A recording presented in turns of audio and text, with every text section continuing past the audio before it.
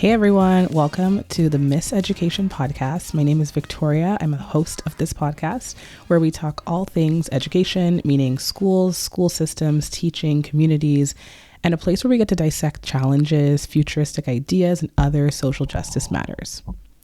Today's episode, we will be talking about the truth about gender-neutral bathrooms in schools. And what does this mean? What are the policy implications? How does the community feel about it? And different ideological concerns. Before I go into the policies, I wanted to share a little bit more about myself and my background. And so I'm a teacher, an Ontario certified teacher, and I'm not currently teaching, but it'll always be a part of my identity. The last time that I taught was in 2022. I taught in California, which was amazing, in San Mateo. I taught grade 7 students ELA, like language arts, and I loved those students. They were great. And before that, I taught in Vietnam for 3 years. I taught English, I taught drama, I taught home economics. I taught a few courses, mostly English literature and ESL. And before that, I was teaching in the summer times in Italy through a program where we were teaching through theater and play. And I also taught in Nicaragua for a teaching placement with my university at the time. It was only a month placement. And then those are the only places I've taught, but I've also lived in other places. I lived in Boston for 2 years. Like I said, California, Germany for 5 months for a university exchange program, not related to teaching, but related to education, which was kind of my first taste of international life abroad and thinking about the trajectories of different students. And that kind of fascinated me and launched me into going into international education, but I didn't teach in Germany. So how did I get here? Here as in this podcast. I'm interested in a lot of system level work, policy work with education in a capacity that I don't yet even know myself, but I'm just waiting for the direction on that. I think because I did my master's in education policy and analysis, I have started to learn more about policies, how they're made. I can't really stop thinking about them, honestly, all the time. Even when I'm at the grocery store, I think about policies in a way that's exciting. It doesn't feel daunting or doesn't feel dry. It actually feels exciting to me.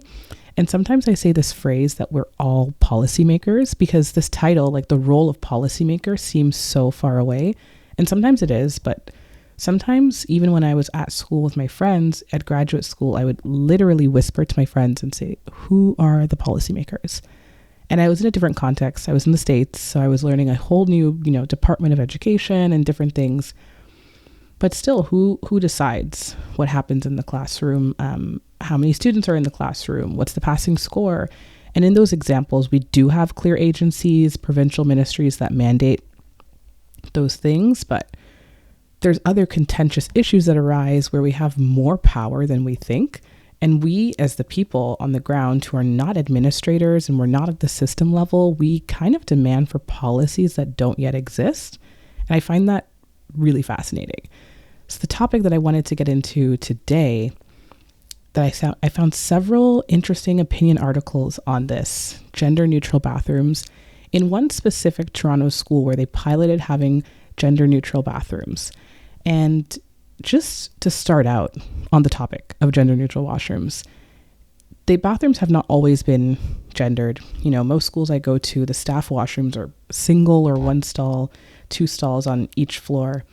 Some restaurants have this model as well, just to give more options. As we know, women's bathrooms always have this long line and men's bathrooms are empty. And just, the single stalls kind of spread the wealth a bit more. But all that to say, we know how bathrooms can be a social site in schools. Sometimes people gather there, both in elementary and secondary school. It's the place to chat. It's the place to, get a hygiene product from your friend. It's those kind of places.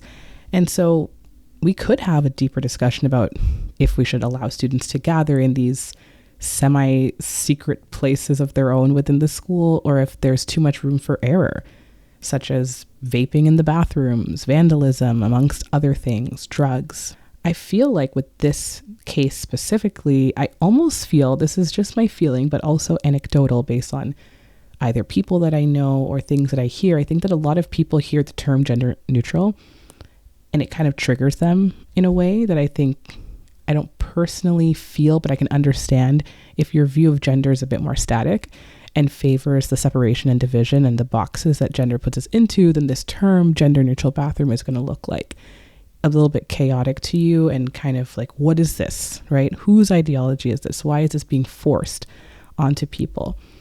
And to bring it directly to the articles that I mentioned, so TDSB has guidelines and best practices for the accommodation of transgender and gender nonconforming students and staff. One of which is that students can make requests with their principal on restroom facilities, and they have the right to use a washroom that best corresponds to their gender identity, as well as single stall washrooms being an option. One article from June of last year, June of 2023, said that gender neutral washrooms only serve to humiliate students. That's the title of the article. And from the examples, I can understand why. There's stories of peeking under stall doors, suspected theories of camera usages in the bathrooms, flashing private body parts, and few single-use bathrooms as an alternative option at this specific school. A few things that I find interesting here.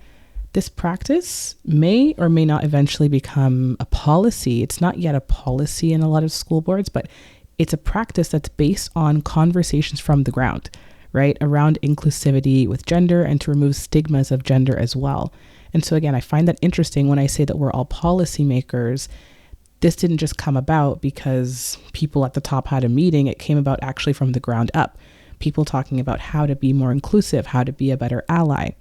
And so I find that interesting that we are in a place where we're able to make change that we don't even realize we're able to make, tangible change. One article specifically talks about the reasons these type of bathrooms won't work in favor of girls' privacy at the expense of boys. The journalist in this case seems to be quite heated about the promotion of boys' tactics for bullying without really calling for better parenting practices or better education on menstrual health and hygiene if that were to come up. Privacy, not showing your body parts to others, as that's literally sexual harassment. And without that kind of accountability, it's clear in her argument, at least in my opinion, that boys are making this an unsafe space. And she points to the hippies and modernization that's causing strife. And I agree that there should be bathroom options, right? Focused on options. And sometimes I think people hear feedback and they run in the opposite direction without kind of consultation. It doesn't really go well. And so part of this podcast for me is being interested in the implementation process and to discuss that with other professionals as well. Who did we speak to? Who is this a good idea for? Who is this a bad idea for? And what did we assume that people at the top knew when making this decision? What are they most knowledgeable about? Do they always make the best choices? I'm also interested in the ways that we sometimes choose victims and we negatively leverage them as a reason to go back to old ways, right? When there's a clear standout issue that isn't being addressed. For example, a lot of people say that men will dress up as women and, commit sexual harassment or abuse in women's bathrooms if this issue were to transcend throughout society. And that is truly an issue for men, right? For cis men. If we're deeply involved in this assault-prone society that we are and overlooks assault and looks to how we can either blame victims or find scapegoats, right? And in this case, the scapegoats would be transness and wokeness to project our issues onto instead of saying, hey, there's an issue here. If we're seeing that men are causing unsafe environments, let's address the men, right? And we're not saying that, which I find also really interesting. My personal solution in this case would be to have those options, right? Have options for all the bathrooms. Sometimes it seems so clear and we can only really wonder what people are thinking when they're creating a school, with limited options for students, because a gender neutral space is great, in my opinion, but also so are gendered bathrooms or bathrooms that have single stalls, because the reality is we are not in a post-gender world and we can strive for better gender fluidity and neutrality, and we're all human souls at the end of the day. But in our world, we still have our personal conditions, our gendered experiences, which do matter as well. What makes me nervous about adopting kind of like an all or nothing system is that people use this as a reason to make the queer or trans community look like they're doing too much. And this is why we can't be forced into ideologies. But really, I think some may have just been mishandled. Some situations have just been mishandled. And that's not to blame a whole group of people, i.e. trans students, or look, this causes more issues. That makes me feel kind of disheartened, because then we take steps backwards to say, well, we shouldn't be accepting people from all gender identities, because look what happens when we do. And so I saw some comments that I found really interesting on these articles that I find quite intriguing. One comment says, a lot of worry would be eliminated if we could just adapt European standards in washrooms, floor to ceiling doors with no gaps in the sides. The lack of privacy in our public washrooms has always struck me as odd. I love this comment for multiple reasons. It's true that we kind of create these gaps for kids to push boundaries and to fall into, why not create a better door where you can't see through the crack, especially as these bathrooms were just built for this brand new school, for this example. And that kind of oversight seems a little bit odd. Additionally, the reason that I'm laughing is because a lot of my friends from Europe have said this before, and they didn't even realize until they got to North America or more Western countries. They were like, why is the bathroom so exposing? You can see people, you're sitting on the toilet, you can see people at the sink, they can see your full calves when you're in the stall, and it's very strange if you think about it.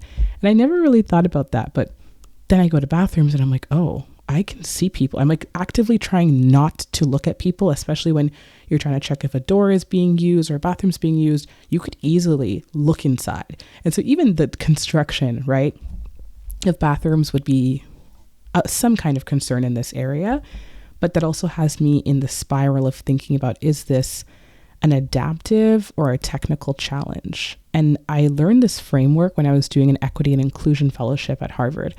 As my fellows and I dissected case studies and leadership failures and systemic issues, sometimes people thought they were really easy technical fixes that actually required cultural changes. They required hearts and minds changing in unique ways tailored to that specific situation. One technical fix in this case, make the bathroom doors longer, more private. Great. Does that solve our issue? I don't know. Does it feel like the resistance and the issues will be pulled back if that happened? It's something to think about, right? We can try and make those technical changes, but without the adaptive challenge that we're facing and actually facing that head on, we might not see that much change. Another comment in response to a deleted comment says, how are boys and men not being asked to adapt? All genders are being asked to adapt and use the washroom for the purpose it's used for, period, end of story. Likely the comment says that girls are being asked to adapt, whereas men can just do whatever they want, or in this case, boys at the school. And like I previously mentioned, it kind of can easily become a conversation of who does this work for and who doesn't this work for? Is this fair to people, girls and anyone else gender nonconforming or trans who menstruate? Maybe they need privacy or similar people in the bathroom for them to feel comfort. And like I said, washrooms have historically been social spots.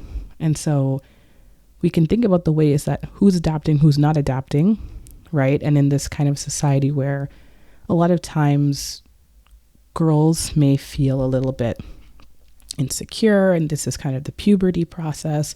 Not saying that boys don't also feel insecure, but I've seen a lot of comments about what about the girls, right? And so I'll talk about that as well afterwards. Another comment says, TDSB administrators are the ones who implement these, redesign, reconstruct, make them gender specific, with 2 exclamation marks. I'm really curious to know about how TDSB came to this idea without consultation from the public. What other surprises can we expect from the public education going forward?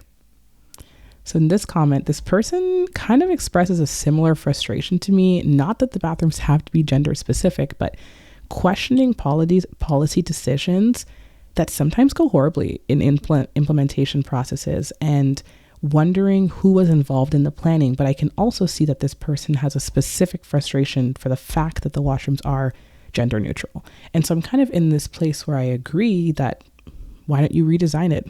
Why don't you reconstruct it? Why don't you put out a model to the parents of that school and say, here's how we're thinking of designing the school, who has issues? And maybe they did do this, right? It's possible they did do this. And then people would like to talk about it afterwards. They don't read their emails. They don't pick up the call. They don't want to go to the council meeting. And then they are surprised later on. It's possible, right? And so I'm also wondering about how are the people at the top connected to what's happening on below? And I don't know that it always feels super connected. Another comment says, we need to be careful not to exclude the urinal. From a budgetary and water usage perspective, the urinal is one of the most environmentally friendly and efficient ways to go to the washroom.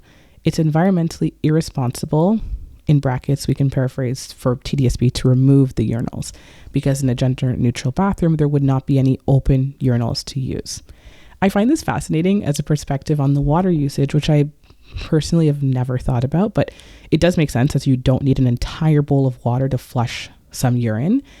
And I thought that was interesting because they had mentioned that TDSB is promising better environmental strategies in their schools moving forward and things like that they should have taken into account. And so I think that was an interesting comment for me to think about, just in terms of a perspective I hadn't really thought of before. Another comment says, why are we reimagining public washrooms where neither sex has privacy? Of course, again, this person's kind of bringing in their own personal ideologies and opinion of an either or in terms of a binary.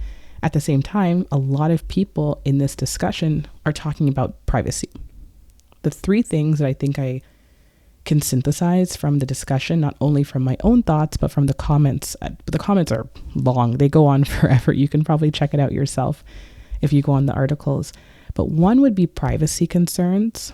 Two would be ideological concerns. And three would be public consultation and policy concerns. So with the first one, there's a lot of talk about the safety and the bullying, which I understand, right? It's kind of that age-old argument of, do I walk down an alley in an unknown city wearing very little clothing, maybe I'm intoxicated, and there's a bunch of men in an alley that I don't know?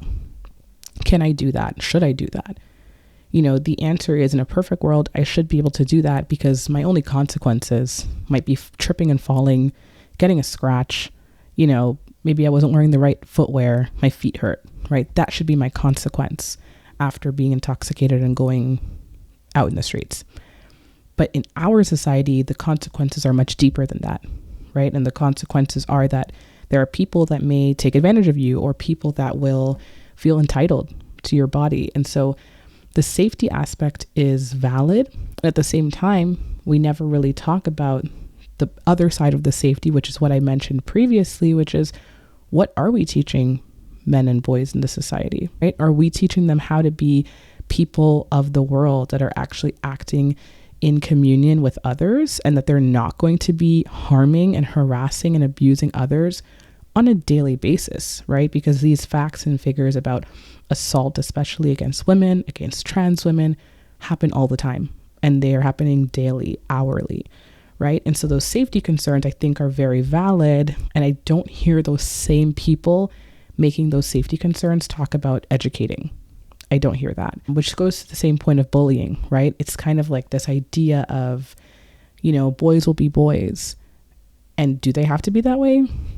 I don't know. I don't believe that, but that's how people perceive it. And so we kind of create this world where we're able to protect ourselves from different ways that we think boys will act, or that we expect them to act. If we socialize them in that way, then of course they're going to act that way, right? Which brings me to the ideological concerns. A lot of the comments were saying, why do we have to force ourselves into this certain ideology? Why do we have to force ourselves into this specific way of inclusion, right? Has inclusiveness gone too far? That was in one of the comments. And again, it disheartens me when we say, has it gone too far? Because how can you be too inclusive, right? If you're including people, that's objectively, in my opinion, I guess subjectively, a good thing. But when people say it's gone too far because they disagree with one-off policies, one-off practices, then you start to have people say, okay, well, let's just forget inclusion. right? Let's just forget DEI. Let's just forget about all of that because clearly it's not working. But maybe there's one aspect that's not working, but that doesn't mean you need to tear down the whole thing, right? And the idea of that's just how it is. Boys will be boys. That's just how it is. We don't need to go back and reconstruct. We don't have to reparent, resocialize. We've dealt with it for years, but at the same time, there's also been abuse for years, right? There's been people who've been left out for years. There are people with mental health crises for years, and that hasn't worked. So I think the fact that people are brave enough, administrators, trustees are brave enough to imagine a different world, it's always going to be difficult, right? And it's never going to come with 100% everyone's on board. Everyone thinks this is the best idea ever. But at the same time, we have to try and imagine that there's a possibility that we could see gender differently. There's a possibility that we could include students in these type of decisions, right? How do they feel about it? Because sometimes we listen to the parents, but what do the kids think, right? Did you do a survey with the students who are going to be joining the school for the school year? How did they feel in the first couple of weeks, first months, first 3 months, right? I'd be interested to hear even from grade 2 to grade 7 or grade 8. Is this working for them? And if it's not working for them, forget what the parents say. If it's not working for them, it's not working for them. And that's when you need to reevaluate and readjust because kids have voices as well. They have opinions, they have feelings that matter. And I think if we don't listen to them, then there's really no point in doing all this just to appease parent communities. If the kids say it's going fine, maybe you could add a few more single stall solo bathrooms, then find a way to do that. And the last piece is the kind of public consultation policy concerns. It seems that people didn't really know about this. Again, the school is being built. I don't know what the communication was like with the parents.